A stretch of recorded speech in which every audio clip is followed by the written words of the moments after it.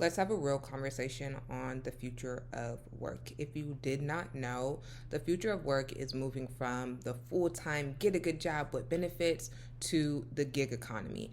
And we're already here knee deep in the gig economy, but this is going to be the new norm. And I think a lot of times it's sexy, it's glamorous when people are trying to get you to get that contract, start that business, do these things, but they're not honest, one, on the data and statistics on what are the industries that are going to grow the most, and also what are the consequences of contract work. Now, I do want to preface and say contract work in the lens of like travel nursing, right? You're going to make a lot more money than you probably would if you were just salaried or working corporate.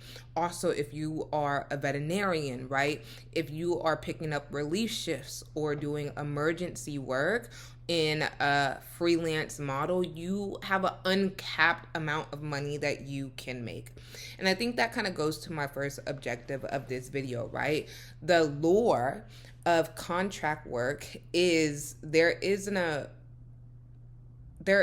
set amount of money that you can make versus like salary. Say, hey, this is your $6,000 a month that you're going to get, but in exchange for that capped amount that you can make in the salary, we're going to give you your health benefits, your dental, your vision, childcare, all of that. The consequence of the contract and gig economy that I have not heard a single person talk about is the biases that's going to come with that. And I want to hyper focus on like age bias that is going to come with hiring only contractors. Because when we're thinking about the conversation of Social Security, when we're thinking about the conversation of pensions and retirements and why those things seem to be a thing of the past outside of the structural system, contract work, you are 1099, you don't get the pension.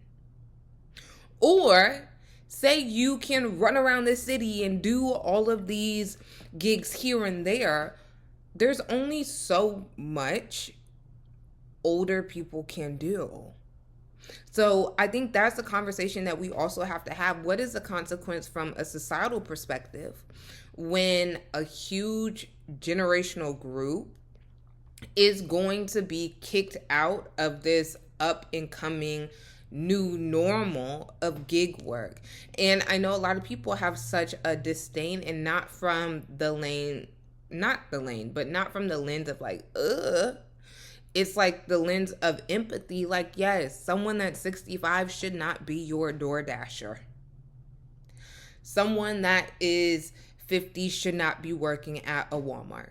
And I say that because typically those jobs are reserved for entry-level professionals. And when I say entry-level professionals, I'm typically speaking about the high schoolers, right? But we're going to see this shift in the labor market from so many different intersections that I don't think collectively we are really thinking through. I also have some statistics that I want to talk about, and pulling this directly from the United States Census Bureau. And they did research July 1st, 2025, so this is fairly recent, on the up and coming gig economy, and they pulled data from 2023 and also to make future projections. And people are also not honest. This is my second objective of this video. They are not honest on what are the growing industries as it relates to the gig economy. So I'm going to let you know.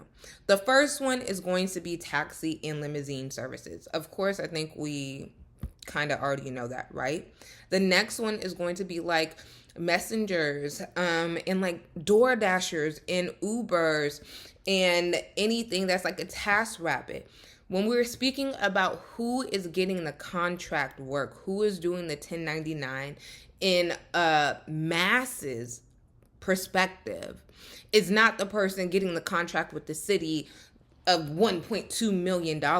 Those are the outliers. I do not speak or refer to the outliers because collectively we all aren't the exception to the rule. So that would be doing everybody a disservice when we're having these conversations. But things such as DoorDash and Ubers and Lyfts and TaskRabbit and Instacart, especially now more than ever, are going to rise in the ranks of this is an industry that is growing as it relates to the gig economy. And that should be worrisome to everybody across the board. Also, because we know that our DoorDashers or our Ubers, one, some people don't tip. Two, just the payout is not as transparent or not in full that you see as a participant in Uber, I guess you can say. Like that full ride of your that full fare of your ride is not 100% going to your driver. So there's also a pay and equity gap there. Next is going to be real estate property managers. The next one is going to be janitorial services, landscaping services, childcare services, independent artists, writers, and performers, travel accommodations, special food services, other personal and household good repair and maintenance services, and then lastly, pet care, except veterinary services. And so we have to be honest about the numbers, and I hate the conversation that social media really overly pours into on like, you can start this business today without letting people know the real. You cannot only take advice from people who are the exception to the rule. I understand that from like a motivational and aspirational and, just feel good story. Like, oh, yes, this can be you next. But for the majority of us, it's not. And I guess this will be the last point and maybe question that I pose to us collectively. What does the landscape of opportunity from a professional perspective, career perspective, look like when most of the opportunities that are going to be open are going to be DoorDash, in Ubers, in Lyfts, XYZ, Instacart, right? And for the sake of this conversation, I'm not going to pose like a good or bad stance. I just think we need to have an open and transparent conversation, especially from a pay equity conversation. The second half to that question is, what are going to be the startups or the up and coming companies that are going to try to find their footing in this gig economy?